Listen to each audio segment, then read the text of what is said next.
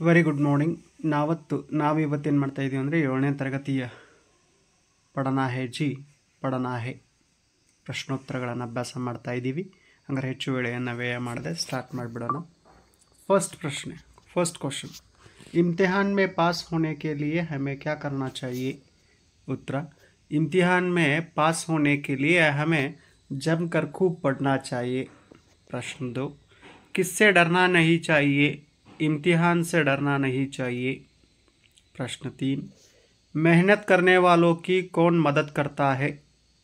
मेहनत करने वालों की भगवान मदद करता है. ಹೌದಾ, ಕರ್ತೆ ಹೇ ಇದೇನಪ್ಪ ಅಂದರೆ ನಾವು ಆದರಣೀಯವಾಗಿ ಕರ್ತಾ ಹೇ ಏನಪ್ಪ ಅಂದರೆ ತುಂಬ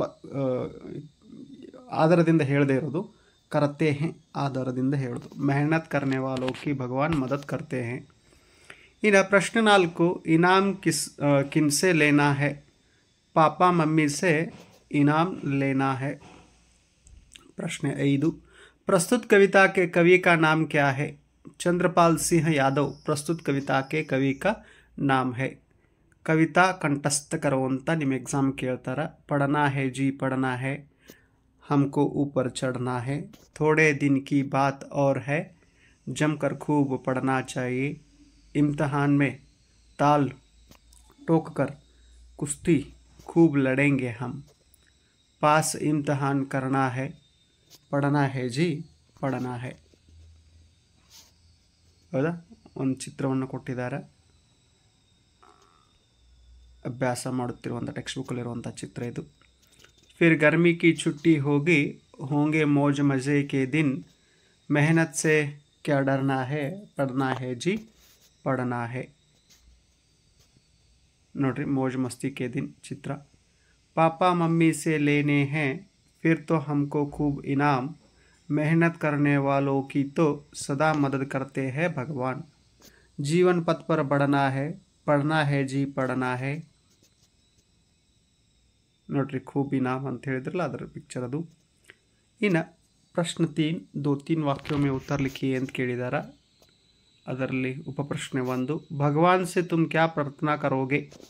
भगवान से हम प्रार्थना करेंगे कि हम अच्छे से पढ़ने की और इम्तिहान में पास होने की प्रार्थना करेंगे.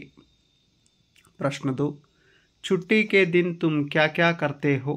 उत्तर, छुट्टी के दिन हम मौज मस्ती करेंगे, पिक्चर देखने जाएंगे, ಏನಪ್ಪ ಅಂದರೆ ಪಿಕ್ನಿಕ್ ಏನು ಪಿಕ್ನಿಕ್ ಅಂತಾಗಿದೆ ಅದು ಪಿಕ್ನಿಕ್ ಕರೆಂಗೆ. ಏನಪ್ಪ ಅಂದರೆ ರಜೆ ಇರುವಂಥ ದಿನಗಳಲ್ಲಿ ನಾವು ಏನಪ್ಪ ಅಂದರೆ ಮೋಜ್ ಮಸ್ತಿ ಆಟೋಟಗಳನ್ನು ಆಡ್ತೀವಿ, ಮಜಾ ಮಾಡ್ತೀವಿ ಅಂದಂಗೆ. ಆಮೇಲೆ ಪಿಕ್ಚರ್ ದೇಖ್ನೆ ಜಾಯಂಗೆ, ಏನಪ್ಪ ಅಂದರೆ ಮೂವಿಗಳನ್ನು ನೋಡಲಿಕ್ಕೆ ಅಂದ್ರೇನು ಚಲನಚಿತ್ರಗಳನ್ನು ನೋಡ್ಲಿಕ್ಕೆ ಹೋಗ್ತೀವಿ. ಆಮೇಲೆ ಪಿಕ್ನಿಕ್ ಕರೆಂಗೆ ದೂರದ ಸ್ಥಳಗಳಿಗೆ ಭೇಟಿ ಕೊಡ್ತೀವಿ, ಒನ್ ಡೇ ಟ್ರಿಪ್ ಅಂತ ಹೇಳ್ತೀವಲ್ಲ ಆ ಥರ. मुख्य प्रश्न 4, कविता पढ़कर पूरा करो. थोड़े दिन की बात और है, जमकर खूब पढ़ना चाहिए, फिर गर्मी की छुट्टी होगी, होंगे मौज मज़े के दिन, मेहनत से क्या डरना है, पढ़ना है जी पढ़ना है, जीवन पथ पर बढ़ना है, पढ़ना है जी पढ़ना है.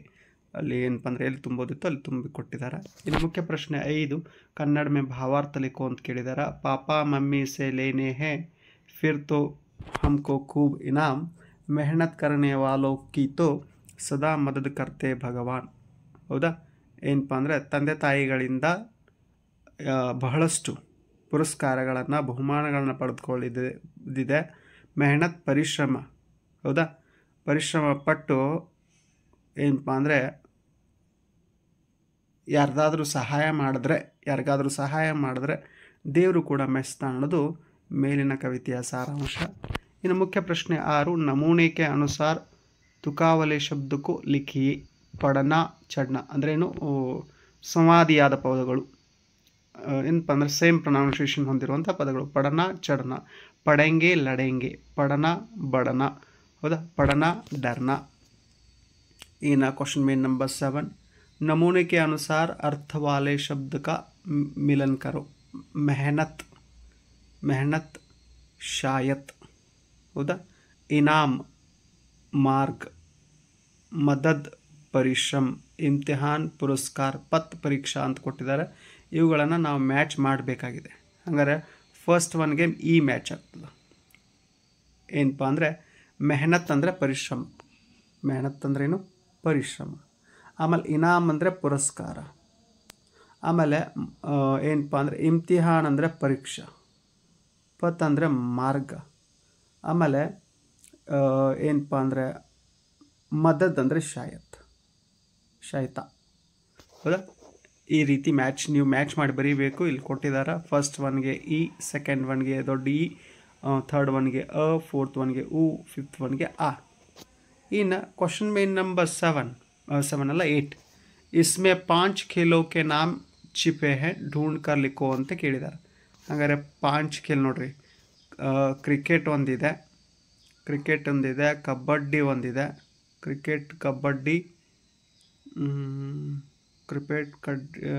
ಕಬಡ್ಡಿ, ಹಾಕಿ ಇದೆ. ಕ್ರಿಕೆಟ್, ಕಬಡ್ಡಿ, ಹಾಕಿ ಆಯಿತು.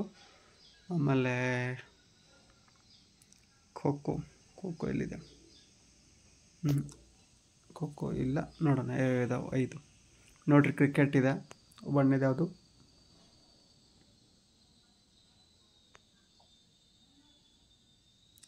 ಇಲ್ಲಿ ನೋಡ್ರಿ, ಇದು ಕ್ರಿಕೆಟ್. ಇಷ್ಟೇನಪ್ಪ ಅಂದರೆ ಕ್ರಿಕೆಟ್. ಇದು ನೋಡಿ, ಕೆಳಗಿಂದ ಮೇಲೆ ಕಬಡ್ಡಿ. ಆಮೇಲೆ ಇದೇನಪ್ಪ ಅಂದರೆ ಹಾಕಿ. ಖೋ ಮೇಲೆ ಕೆಳಗೆ ಇದೆ, ಸ್ಟ್ರೇಟ್ ಲೈನಲ್ಲಿಲ್ಲ, ಅದು ಕ್ರಾಸ್ ಲೈನಲ್ಲಿದೆ ಖೋ. ಆಮೇಲೆ ಗೇಂದ್ ಬಲ್ಲ, ಚಿನ್ನಿದಾಂಡು.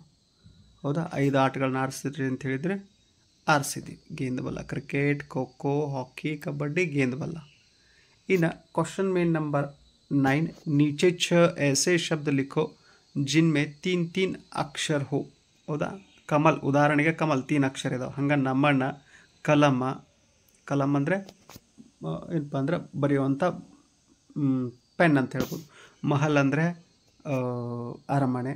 ಸೂರಜ್ ಸೂರ್ಯ. ಪಡನ ಓದೋದು. ಪಡನ 2 ಪಡನ ಕೊಟ್ಟಿದ್ದಾರೆ. ಇನ್ನು पढ़ना है जी पढ़ना है कवि का परिचय. चंद्रपाल सिंह यादव ಅವ್ರನ್ನ मयंक ಅಂತ ಕೂಡ ಕರೀತಾರೆ. आधुनिक हिंदी साहित्य के विख्यात कवि है.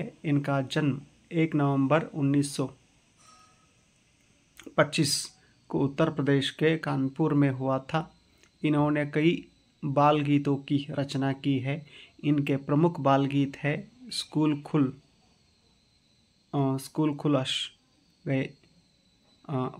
खुल आशा गए.